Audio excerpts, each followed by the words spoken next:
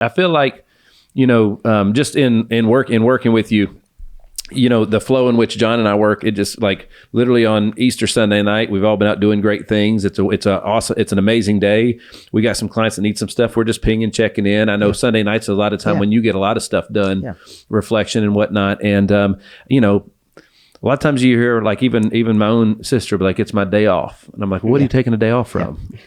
Yeah. Well, I mean, I practice, what it says in the Bible. I do take a day off a week. But that's all I need. I very seldom need more than that. Yeah. So I take Saturday off a lot and rejuvenate.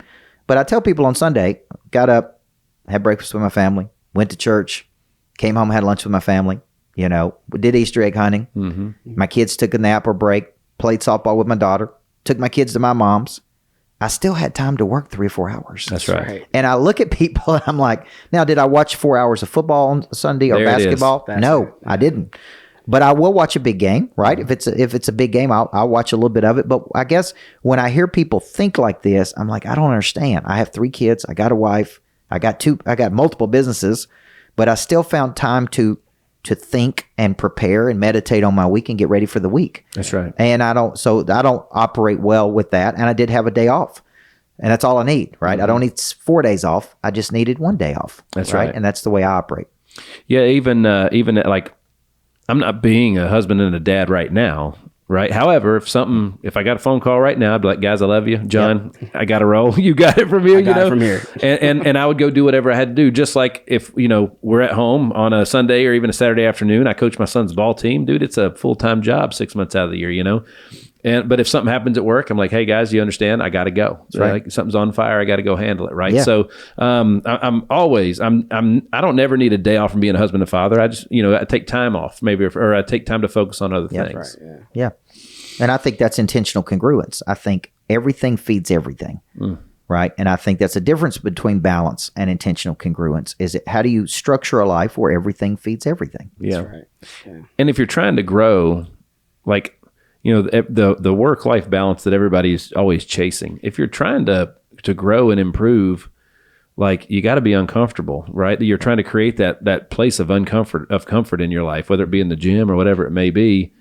So like if everything in your life is calm and nice and you're not growing, you can't be, right? Is that right, Coach? Well, I spent about 2 hours with Jeremy Minor, who really is a top sales trainer in the world. That dude's a real deal. I mean, he's a beast when it comes to selling. I don't know if I've ever seen anybody as excited that really likes selling like this dude. And we had about 2 hour dinner at Maestro's out in Phoenix a few weeks ago. And, he just, out of everything he said, he's like, where there's no pain, there's no movement. Mm-hmm. Okay. And where there's no tension, there's no movement.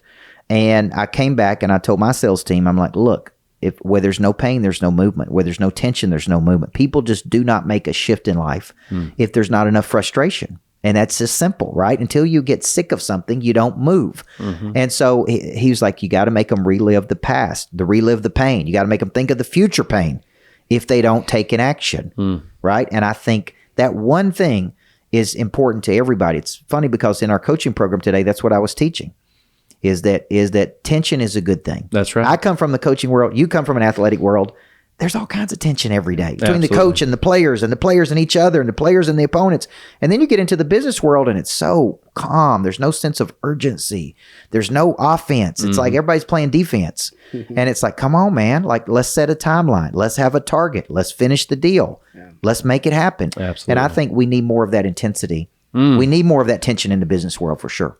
I agree. Coach, you have, and nothing against Minor because he is fantastic. You've done a lot of stuff with Andy, who's a great sales trainer. You've done a lot of stuff with Brad, who's I think Brad's one of the best, thought leaders with common sense I've ever heard. And it's funny, you know what I mean? You remember what he said, but you're on his podcast and I've referenced this little clip. I want to play it for everybody because I'm going to give them some nuggets. Yeah. It takes the whole sales process, in my opinion, and shows anybody that wants to do anything in sales or build revenue, they could use this clip and just use this one little exercise you said and monetize and grow. Yep. And I'm going to play it real quick because it was on one of your appearances at Brad's on Brad's podcast, Dropping Bombs. But folks, check this out. Literally, Jim and I talk about this all the time. All right. And I've trained probably, there's been at least 100 insurance agents that have made $100,000 based off this clip. Good. All right. Ready? Here we go. Let's check it out.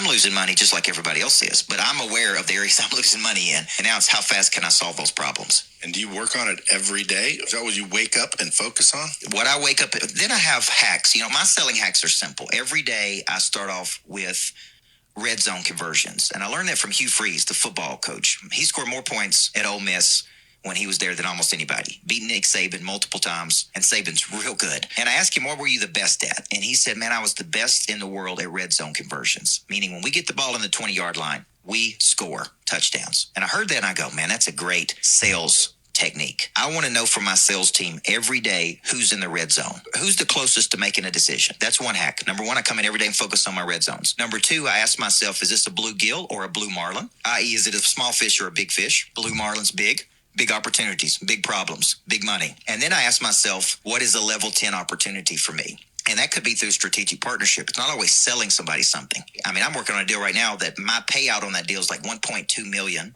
for making an introduction to someone. I didn't wake up and sell a person something. I woke up and connected two people, and I said, hey, if it works out, they close like a $900 million deal. The commission's like $70 million. My take is like 1.75%. So it's $1.2 million for me to introduce two people to each other that are going to make a lot more, right? That's still a level 10 opportunity. I see a lot of level 10 opportunities with you because 50% of my population want to be coaches. They're going to need online academies. See, I could assign one person to that opportunity with you and do nothing. I could become the best salesman for Lightspeed ever, right? Yeah. And that would be profitable for me and profitable for you. That's a level 10 opportunity. And it's recurring revenue. So when I wake up in the morning, I focus on my red zones, my blue marlins, and my level 10s every day. I'm prospecting every day. I'm doing something to generate new money every day en route to my dominant focus, which is the number I'm trying to hit every 30 days. Woo! Reminded me. Yep, it reminded me. But that's true. I do that every day. It's so good. Red zones, level 10s, blue marlins. That's right. And if you could stay there, there's going to be more money made through strategic partnership. That's right. Probably than any other time, right? Mm-hmm. Sullivan called it the $15 trillion zone, where there's collaboration that's happening because he believes there's going to be that much money generated just in his networks between members just doing strategic partnerships. And the more you think about strategic partnerships, you have a skill, I have a skill. It's like, how do we put those skills together and collaborate on those skills and really do something bigger together that we could never do individually? That's right. That's literally how we got in this room together today, right? That's right. Well, money changes hands when problems are solved. My problem was I got a studio, I got a place, and I need people to help me with that, right? Because that's not what I do. I can bring the people to the party, right? But we need people to service those people, to execute. And we need to know that it's consistent and done professionally. That's right. Especially for the kind of people we're bringing there. No doubt. Yep. No doubt. On that, I like to give everybody the nuggets, but even then, we took that, working with all those insurance agents, we took that clip and basically so once we get past the red zone, then what happens next? I'm like, well, number two, call on your biggest advocates, current clients, people that will give you a referral, right? People that know who you are, what you do, they understand your brand, and they have confidence sharing that with somebody else, or they can identify who your customer is. And then the third priority would be calling new money. You know what I mean? That's where people hadn't heard from me before, replying to ads from boosted posts, whatever it may be, and so on and so forth, right?